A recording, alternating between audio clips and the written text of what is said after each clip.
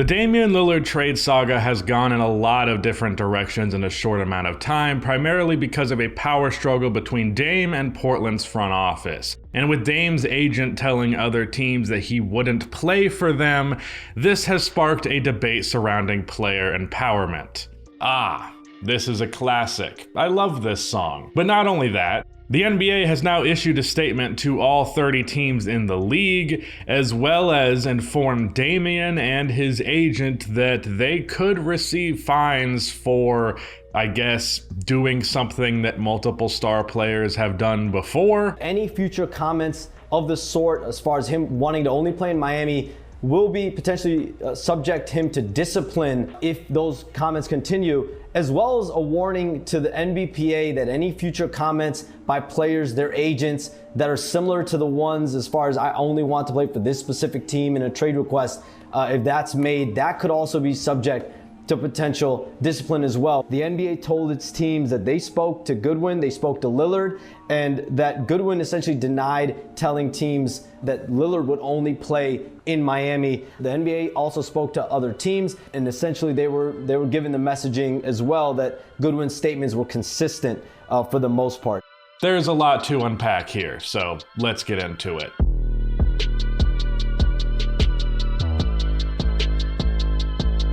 Real quick, if you end up enjoying this video, please be sure to subscribe. I'm going to be uploading at least 2 times a week for the foreseeable future, so stay tuned for that. Also drop a like. It only takes 1 second and it makes a massive difference in how the video performs in the YouTube algorithm.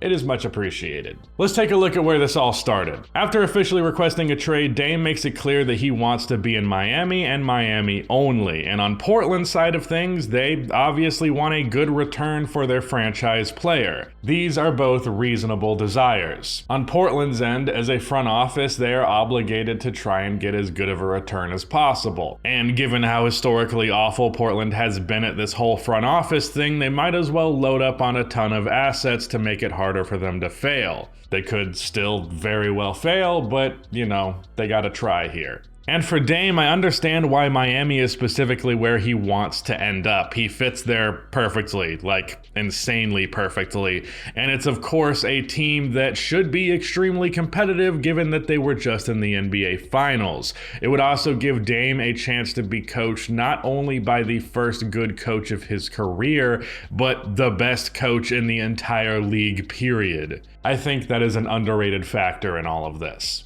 And with what Dame has given Portland, with his past loyalties, I think he is well within his right to expect them to do somewhat of a solid for him here. Like, come on guys, I gave you more opportunity than you ever deserved, and I subsequently wasted years of my prime trying to be competitive here and not achieving that to no fault of my own.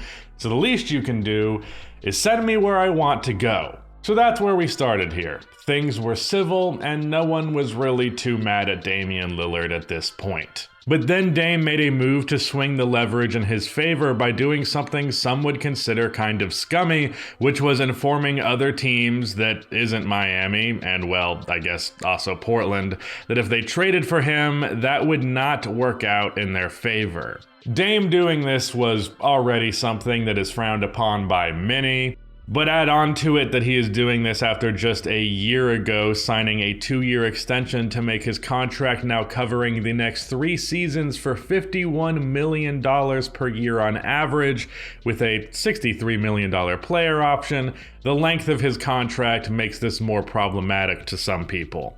This caused a real shitstorm of takes. In particular, there was just a huge sentiment around the idea of people just losing a lot of respect for Dame, highlighting times in the past where Lillard suggested moves like this were weak, most notably what he said to Paul George on Instagram a couple years ago. You know, Lillard claims to be loyal to Portland, but now he's going to leave them and completely screw them in the process by getting them a raw deal by forcing his way to Miami, because apparently other teams can make better offers and would do that, which I also don't even think is as true as people are making it sound. And after saying it's weak to force yourself to a particular team himself, he then goes on to do it. But then the next shoe drops, which is when the NBA at least outwardly appears to essentially tell Dame and his agent to cut that shit out, also informing the Players Association that moves like it could result in issues for any player that does this. Now, his agent actually denies telling teams that Dame would not play for them, but I personally don't believe him. I think that did happen. I'm also quite confident that this move by the NBA ultimately will not mean shit. I'm as confident as I could be that Miami is still going to end up being the team that trades for Dame. And whatever punishments could come from continuing doing things like this, it wouldn't be severe enough to actually be a serious deterrent, at least among the players making the kind of money that Dame is. Ben Simmons was willing to sacrifice like a year's worth of salary, for God's sakes. But now here we are at a standstill, waiting for anything to actually happen. But in the meantime, there's an important discussion to be had surrounding this discourse and this move by the NBA. Now, first things first, what Dame is doing here is far from unprecedented. It has happened plenty of times in NBA history. CP3 said, "Do not trade me to those old-ass Celtics." Carmelo Anthony made it clear he was not going anywhere but New York when he left Denver. Anthony Davis made sure he was going to LA, no question about it. James Harden got to pick where exactly he would be traded the last 2 times, going on 3. Hell, even before he was in the NBA, Kobe made sure his ass didn't end up in Charlotte. But a lot of people seem to be rubbed the wrong way by this, specifically because it's Damian Lillard doing it. A lot of people, a lot more than you would think even,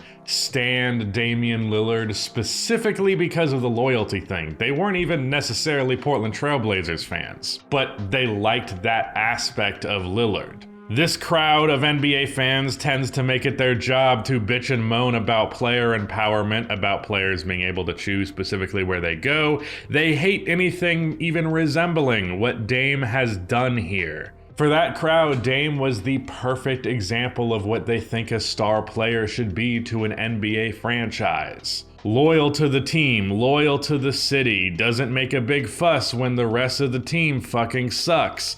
You know, besides for a few cryptic tweets here or there. These are the types who would look at that reply from Dame to Paul George and think that shit was so hard and that Paul got completely owned. So this same crowd got super visceral and I think overreacted to Dame pulling this move, and thus they're saying they've lost a ton of respect for him. The irony in all of this is from the actual Portland fans that I do know, which, to be fair, is just 3 people, but like, I feel like that's a lot of Blazers fans to know unless you live in Portland. In that group, they really don't seem to hate Lillard for this, like, at all. It's really just the dweebs who really harped on Dame's loyalty as some big deal. Now, as for what I think, well, first of all, I would say sure, there is a degree of hypocrisy, I suppose, to doing what he is doing now, but people can change their minds. Like Dame said not long ago that he had no doubt in his loyalty to Portland, and then a few weeks later he requested a trade. I really don't understand with that being something that changed about him, which is a pretty significant thing. People would not expect anything different to happen as well with how Dame has behaved. We have not seen Damian Lillard navigate a trade situation before. And tell me, what does his previous loyalty to Portland have anything to do with navigating a trade situation? I don't see the correlation. And I really do not agree with the notion that it's like selfish for him to force himself somewhere specifically because it hurts Portland's assets. Man, fuck that. Dame has given this franchise more than enough. I think it is absolutely ridiculous to also put the burden of harboring a good return for himself on top of it. It feels like people think because Dame was loyal to them for so long, he's still supposed to care about their future like that's his job anymore. It's silly. And I think Dame rightfully thinks, I have put my time in here. I should be rewarded with them trading me to the most ideal situation, even if it means getting a lesser return. Is there some hypocrisy in him asking for a deal altogether? I mean, I guess. But what else did you want from him? I don't think requesting one team to be moved to specifically is that much of a sin. I really, really don't. Now, as for the leverage he is specifically pulling against the other 28 teams in the league, is that okay? Well, I understand this is a radical perspective given the length on his contract, but I think it is perfectly fine for him to do this. I think Dame and every other player is well within their right to request to go to one team specifically. Now, whether that team wants them is up to that team, so obviously stars have far more power to do something like this than role players would, and that's something I always want to mention when talking about player empowerment, is that often player empowerment actually just looks like star player empowerment, so just something to keep in mind. But as far as I am concerned in these situations, I am almost always going to be on the side of the player. Think for a second about what a trade actually is from the perspective of the player being traded. Not just, oh, it's cool that this team traded for this player. Think about how it actually affects their lives, because this is a seriously life-altering thing for them. In the case of Lillard, he has given this city 11 years of his life. He has been there since he was 22. He became the man that he is today there. For him, he is choosing to leave that, and that's a big ass deal. That's why it took him so long to ask for a trade in the first place. So imagine you're Dame and you do this and you think you're going to end up in Miami and you get traded to fucking Utah. Fuck that, man. I think Dame and every player in the league, every player that was in the league, should be able to say, fuck that, I am not going to Utah. Fuck that, I am not going to Charlotte. Fuck that, I am not going to Boston. That one actually works twice. Within the power dynamic between front offices and players like Dame or Anthony Davis, there seems to be the impression that they have become the all-powerful ones, looking down upon the franchises that they can just easily bend to their will. But over here in reality, that is decidedly not the case. These franchises dictate the lives of these players in so many ways, and yeah, most of them are multimillionaires, but that does not change the fact that they are the workers in this relationship. These star players are employed by these NBA franchises. They are millionaires, but their true bosses are billionaires. And in the existing dynamic between a worker and employer, I'm pretty much always going to be on the side of the worker. And the conversation around Dame lately has been very much in the side of the employer there. I'm not gonna call you a bootlicker, but it wouldn't be an unfounded accusation. Do not get me wrong, and this is very important. I care so much more about workers who are making $20,000 a year as opposed to 50 million. You know, UPS drivers and the Writers Guild that are striking right now. Their median income, I'm gonna guess, is a little bit lower than your average NBA player. But as it pertains to this conversation, Dame is in a far more exploitable situation here than any of these franchises are and probably ever will be. As far as player empowerment has gone, the power balance still leads heavily in favor of these franchises. I'm not saying this is necessarily oppressed versus oppressor, but if one of these sides is to be considered the oppressor, it is not the fucking players. That contract y'all insist he honors, as you put it, is just another way of a team controlling a player. When the NBA put out this memo, it was them strong-arming Dame and sending the message to the rest of these players that they are the ones with the power here. And if you are pushing this rhetoric, if you are shaming Damian Lillard for how he is going about this, you are being on the side of these billionaires. And if X.com is not proof enough that you should not be on that side, well, I don't know what is. I completely understand how you can look at criticizing a millionaire as not being an anti-worker take, but just purely from the perspective of what that dynamic is, it absolutely is. Is it a kind of cheap move to tell every other team you'll make it a problem for them if they trade for you? Sure, I guess.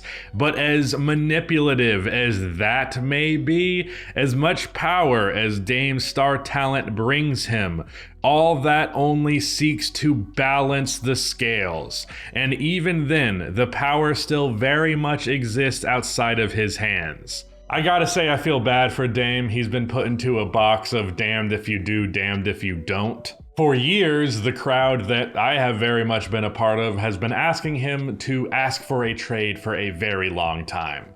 And now he has finally done that. But then he apparently just loses respect from so many people just because he decided to finally do that and dared to demonstrate even a little bit of autonomy within that process. I also want to point out that I think it is extremely weird that Dame, of all people, is the one being condemned for this practice. This is the first time the league has made any kind of statement regarding a player forcing his way to one team in particular. They fined Anthony Davis a few times, and that's pretty much been it. But multiple star players throughout history have done this exact thing. As I previously mentioned, James Harden himself in this offseason now wants to go specifically to the Clippers after forcing himself specifically to the Sixers, after forcing himself specifically to the Nets. But Lillard, who has given more grace to the Portland Trailblazers than any franchise has ever deserved from their superstar player, he's the one on the chopping block. Make it make sense. It is well understood that his loyalty was of great significance to that franchise. He has dragged them to more success than they had any right to have, and he has been with them for 11 seasons. Meanwhile, players who have given their teams literally a year and a half can force their way to one specific team and then do that same thing, and not a fucking word is said. Now, as I said, I don't approve of Dame and players like him doing things like this, so I don't disapprove of Harden doing this as much as it is sad that it keeps happening. But if we're going to persecute anyone for this, it is insane to me that Lillard was the choice. If anyone has a right to get away with some shit like this, it is him. And the fact that he's the one that a memo was made for, ridiculous. Now, as I previously mentioned, to end this off, I care way more about the workers' rights for someone making $20K a year versus $50 million. My job is to talk about basketball, so that's what I did for most of this video. But now it's time to actually talk about something important here. There have been a lot of different industry workers unionizing lately. Obviously, Hollywood writers and actors is the one that everyone's talking about because, well, most unions don't have Bryan Cranston doing speeches for them. But UPS drivers have unionized and are going to get a historic deal out of it. I'm just a YouTuber. I'm privileged to not be beholden to a multi-billion-dollar industry. I mean, a bit by YouTube itself, but for the most part, this is just real estate for my business. You know, I don't have a boss. But even as someone on the outside looking in, I can see how important this is. Whatever job you are working, find out if they have a union and join it. And if they don't, talk to your coworkers and see if that's something that you could potentially start. These people who own the capital, the CEOs of these multi-billion-dollar corporations, they do not deserve the power and privilege that they have. They are not better than you. They are not smarter than you. That is a myth that they have convinced you of to justify screwing you over. People working full-time deserve a living wage at the barest of minimums, and that is increasingly becoming impossible in this hellscape of a country. So do what you can.